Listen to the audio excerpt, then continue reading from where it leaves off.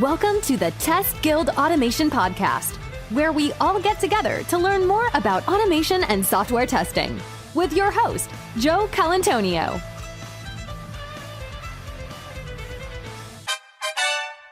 Hey, it's Joe, and welcome to another episode of the Test Guild Automation Podcast. And today we'll be talking with Laveena all about data science for testers and automation probably in general. She's an expert in all forms of automation.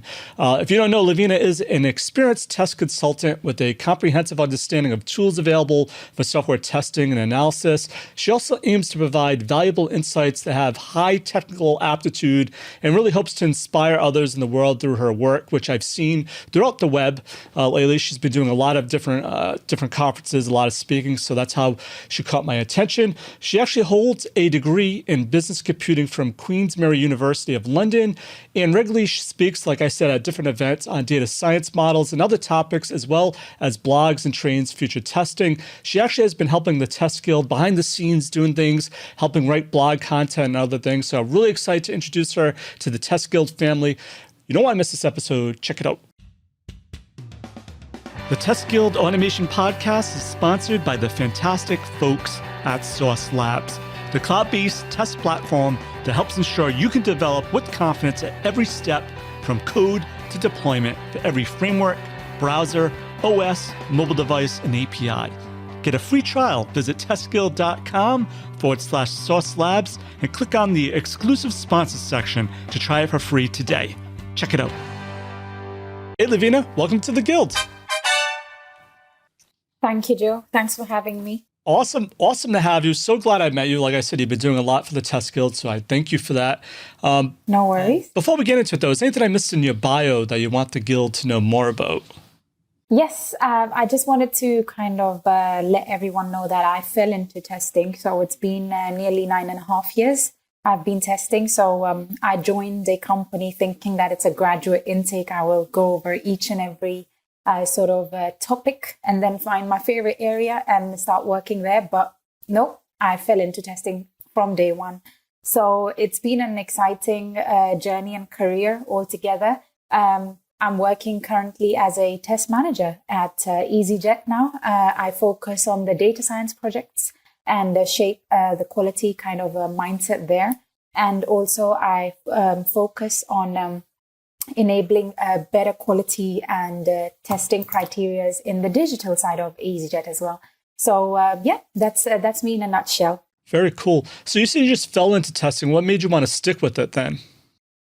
I think, first of all, I'll be honest, I was very confused what I'm doing. So I didn't know what exactly testing was all about. But then slowly from my second role and third role, I felt like there's a great potential. How can we deliver software if we are not testing it? And I do know in today's date, there's a lot of software going out there that's not tested. But what happens there is that users go to competitors and use their products because probably they're well tested and they can still have a nice user journey. So I think that's what kind of motivated me. And I thought, you know what, I'll stick to this area. I was contemplating in my early years, shall I move into a Scrum Master or shall I become a product owner instead? Because it's an easier role I felt that I could do. But I felt like, no, testing is the one. And because I started getting worried when I saw code and automation test, and I was like, I can't automate for sure. But then I took it up as a challenge and I thought, you know what, it's been my fear throughout university not to code. It's time to put your head down and see if you can do it or not. So it's been a great journey that way. Very cool. So you mentioned you're into test management now. I actually got a question recently. I promised them I would ask more of my guests this question because they wanted to know how to make that transition. I'm already off topic, but we'll get into the main topic soon. How did you then? It seems like you're able to learn on the scene really quickly because you're able to learn things that maybe you're not confident in. How did you make that transition then from like a tester to management? When I know a lot of people sometimes struggle with that, like, oh, how do I even? What are the steps I do to make that next move then? Yeah. I think the funny bit is I come from an Indian background and I get a push a lot from my parents. I always have. And I think that's the kind of mindset I always had, that I need to keep pushing myself. So I started as an analyst, and I think that's what everyone starts as a junior test analyst or an analyst. And that's where I started going from. So I started as a BI test analyst. I became a senior tester, and then I became a senior test consultant at Deloitte, and then I became a lead at EasyJet. And within 3 months at EasyJet, I got promoted to being a test manager. So it's been a nice kind of, how shall I call it, a nice journey, because I didn't jump from an analyst straight to a manager. It was very gradual, and it felt right as well that, sometimes internally you feel that I'm doing all the tasks as a lead. So I think I've ticked that off. Why don't I bring another challenge onto myself and see if I can manage teams and members and do line managing or understanding the budget side of things, not just doing testing.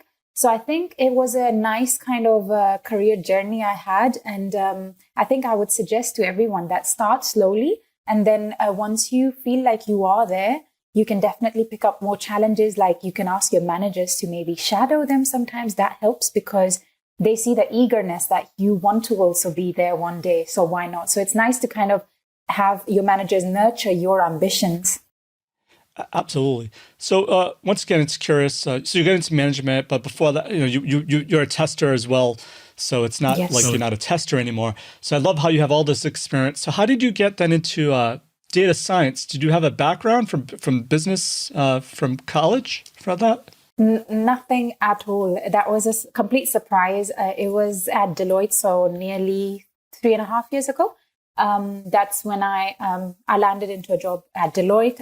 It was really exciting times because it's amazing to be part of a huge organization like that. And they never told me in my interview that the project's going to be data science based. So on my first day, I met the technology manager and I met the leads, and they all were talking a lot of data science language. And I was really shocked. I was like, is this the right kind of project I'm meant to be in? And they were like, yes, you are meant to be here. And that's where my journey started. So I've never had a degree in data science. I've never done Python scripting before.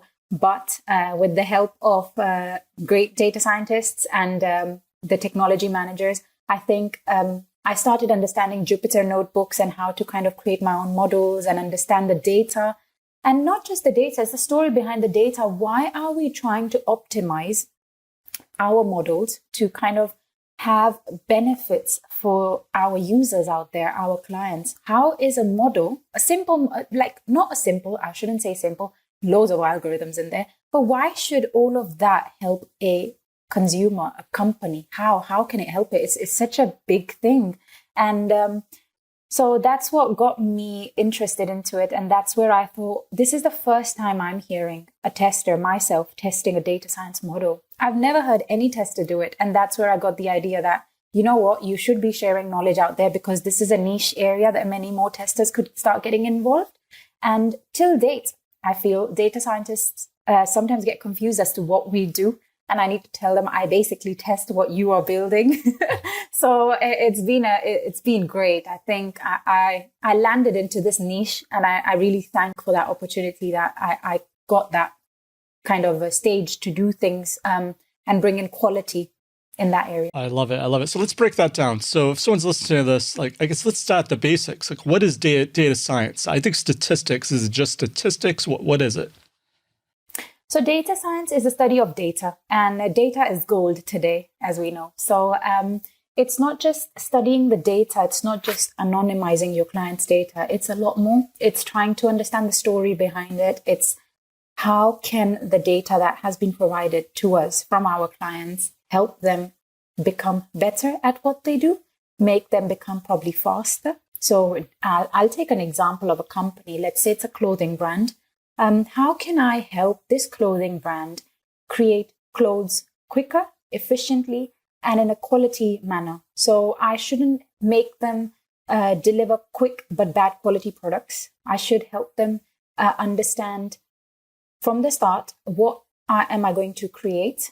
How long are they going to sit in the depot? And when are they going to be in the shops, for example? So it's an entire end-to-end process. And that's where the models actually suggest to you the things you should be doing from the pricing side, from the material side, and from the creation side till the end phase where the customers can actually go and buy your product. So that's a clothing example. I can give you a product creation as well. So let's take a random example. Let's take hand sanitizers, for example. It's the COVID time, so let me use that. We've seen that initially we had hand sanitizers, yes, and I've got some here as well. We saw that they came in the usual transparent kind of solution. And then after a few months, we saw that there were solutions with strawberry flavor, with cucumber, with aloe vera for those people who like to have softer hands. So we saw that more aromas were added. So now think about it in this perspective. So our model basically decides what is the best way to optimize the manufacturing of all of this, the supply cycle of all of this. So what you do is you create a solution, which is your transparent solution, and then you'd add probably cocoa flavor. And then how quick can I make this is what my model will tell me. My model will then tell me, before you change ingredients, we suggest you to change potentially not from cocoa to maybe strawberry, but change from cocoa to maybe a cucumber flavor, for example. And because that's quicker to clean up the machines and the vessels where this is being created, and then continue the process. And then the stickering, like the stickers you place on these little pots and all of that, whether you need to do it in English, how quick can we do it in English, how quick can we do it in another language, or how quick can we actually transport them to another country as well. So it's all end-to-end process. And then the obsolescence cost. If we are keeping these products in a depot, what is the kind of date? What is the date they will live till? So a product can be maybe 12 months, maybe 18 months, but we need to think about this ahead of time because we don't want to waste product, right? So you need to think from all of that, and then your transport costs, and then basically they go onto the shelf in a shop or a pharmacy. So it's an entire end-to-end, and it's really interesting. That's what actually intrigued me and made me curious, that what if the model went wrong? The whole supply cycle would just mess up, and it is potentially to happen that way. It's actually, to me, mind-boggling. So all those different pieces that you just brought up, those will go into a model, and then you test the model to make sure it actually performs to your expectations or something. And then you say, okay, this model performed better than this other one. Yeah, there's tons of configurations that go in. So if you make a mistake in one config, your parameter is different, you will see a major difference. And that's where it became alarming for me sometimes that this graph doesn't look like what I was used to seeing. So then I checked my parameters and something was wrong. So the best way of kind of testing this as well is you should have a baseline run where you trust that run and it's been accepted by the data scientists. But also when you're testing after that, maybe say in your following regression or release testing, you should run and compare against your baseline to understand what went different this time, because there's new features going in, things might impact the model.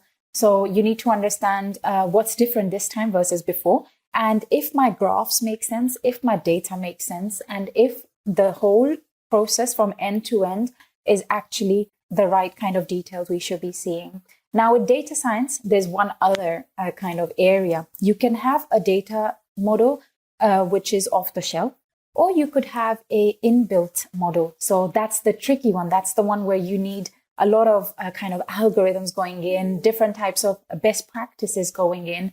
So our model was stochastic. What I mean by that is every time you run the model, you will see a different number. Now that was so confusing as a tester. Why can I not see the numbers I'm expecting? Because that's what we usually do when we're verifying things.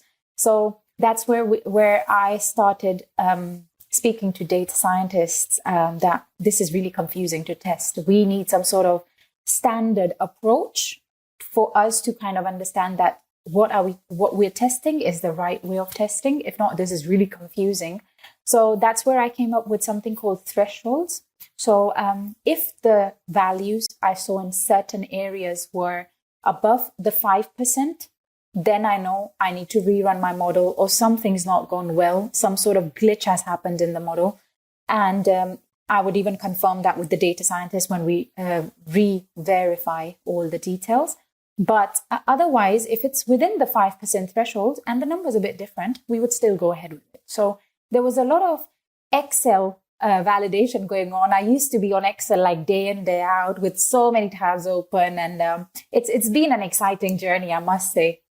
So how did this work then? Normally testers work with the developer. So you would work with the data scientist, they create a model, they throw it over to you and say, hey, is this correct? You would test it, validate it, and say, yes, let's move on with this model. How did that process work?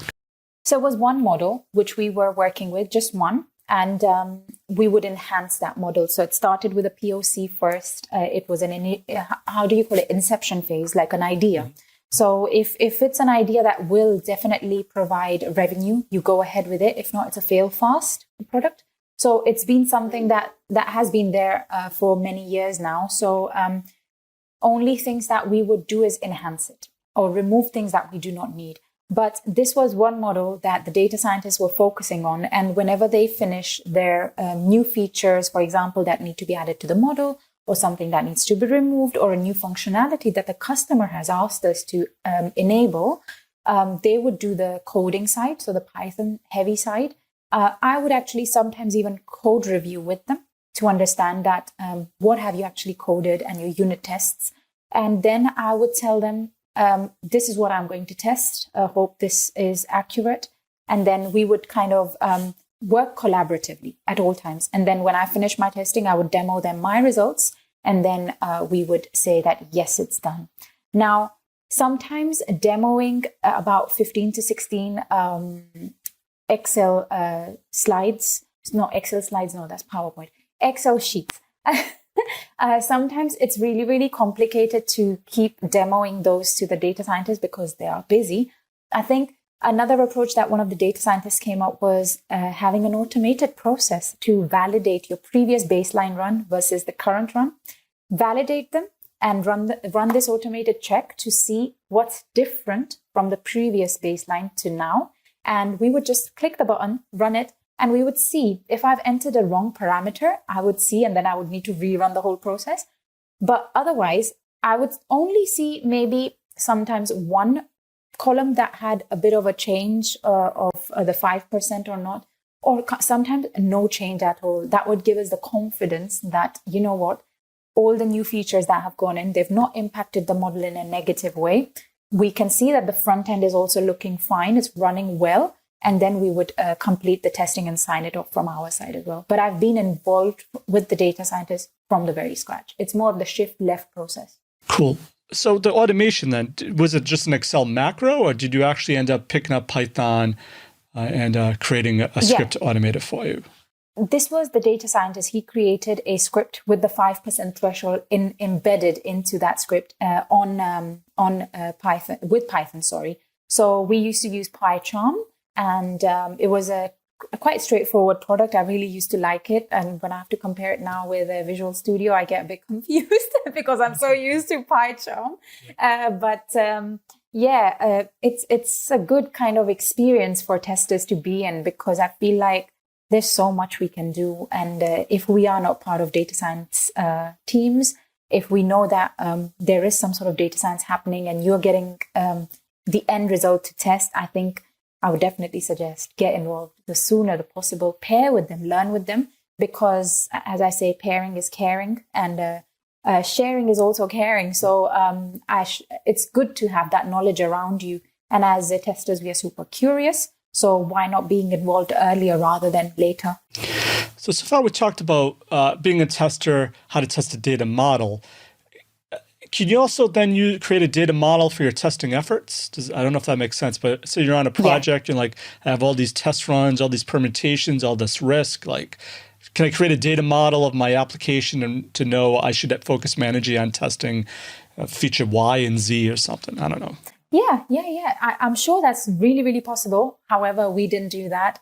It was very manual. The aim was to have the product stabilized and the clients we were piloting with to make sure that they become our clients, not just pilot clients. So it was important for us at that point that we need our client base to be firm, and then continue from then onwards. But this wasn't one of the priorities, to have a model to basically test what we are testing and just let us know. But why not? This could be an option that a company could use, actually. So yeah, definitely. I would like to research into that.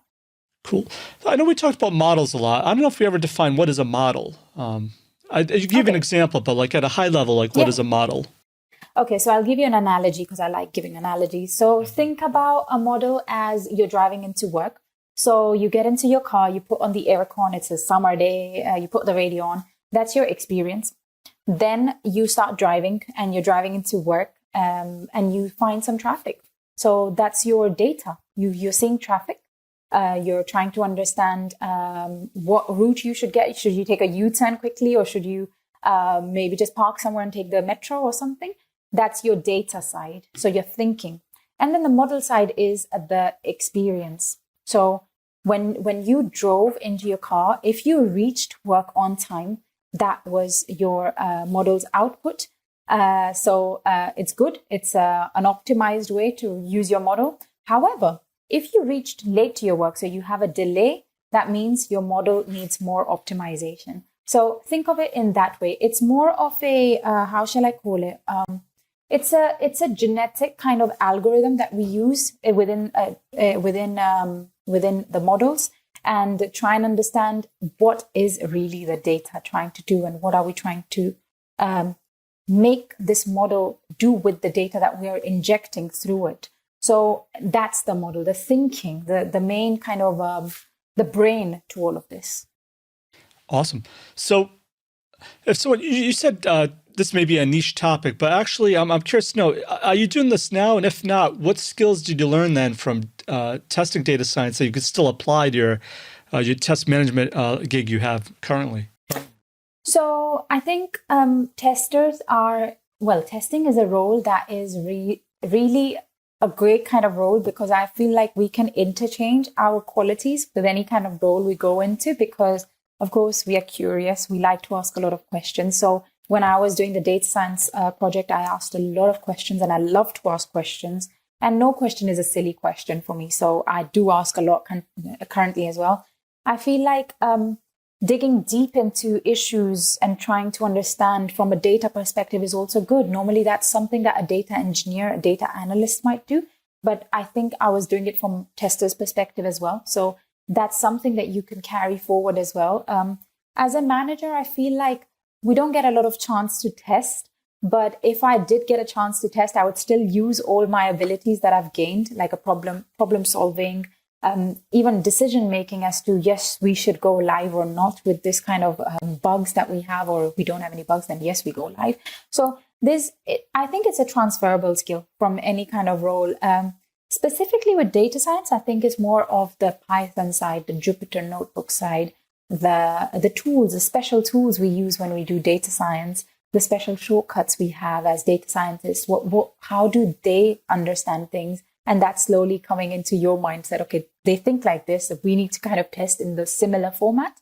So that's slightly different. But again, because I am managing the data science side at EasyJet, I can still use that sort of mentality and make sure that we're still shifting left. We're not leaving the testers at the end and letting them test at the end. We should have them earlier so they can even review some code with the data scientists. They can pair with them. They can ask as many questions as they like, and can continue from there, because it helps us create better quality test scenarios. It helps us validate our product in a better manner as well. So I think it's a quality embedded culture that is one that I like to have. Absolutely. I know every time I look at jobs of the future, it's like data scientist is always there. So it seems like a really good skill to have. Also, as you know, AI and machine learning have begun really big. I assume that that's like just an extension of data science. So a lot of people ask me, how can I learn more about AI and machine learning? I think data science skill would be a foundation that they would have to have, I assume. So if a tester was applying for a data science role, I would definitely suggest go through some sort of courses. I think Udemy has really, really good courses. Pluralsight has really good courses. if you have a friend who is a data scientist, maybe just learning with them. If you have a data scientist currently working within your project, just pairing with them is a good kind of a step as well, because you learn a lot when you're doing the project with them rather than going over a course. So I would suggest pair up as much as possible, because that's the real value. You're actually learning and applying.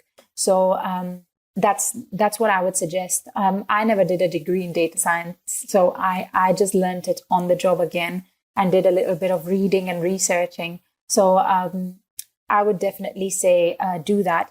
There are certain algorithms data scientists use, like genetic algorithms, and all the different types of best practices for models. So I would suggest maybe just skim over these algorithms to get an idea of what is this actually trying to do. So genetic algorithm selects the best kind of outcome when using it. So these are the things I was learning on the go.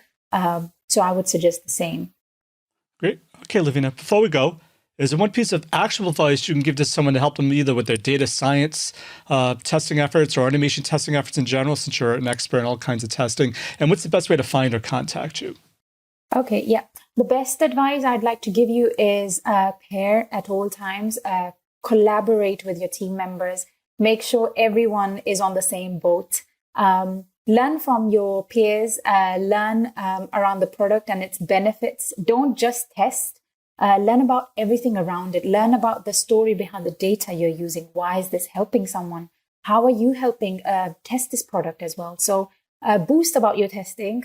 If you feel like there's other type of testing that you can bring in, whether functional or non-functional within the data science area, please do not hesitate to bring it, such as if you are testing on a front end, make sure accessibility is part of it as well. Because if your future customer uses it and they have some sort of permanent or temporary disability, we cannot miss them out as well. So focus on these things as well. And you can all find me on Twitter, LinkedIn, and I also blog regularly. So I'm on Medium as well. So hope to see you all there. And if you have any questions, feel free to ask me. Thanks again for your automation awesomeness.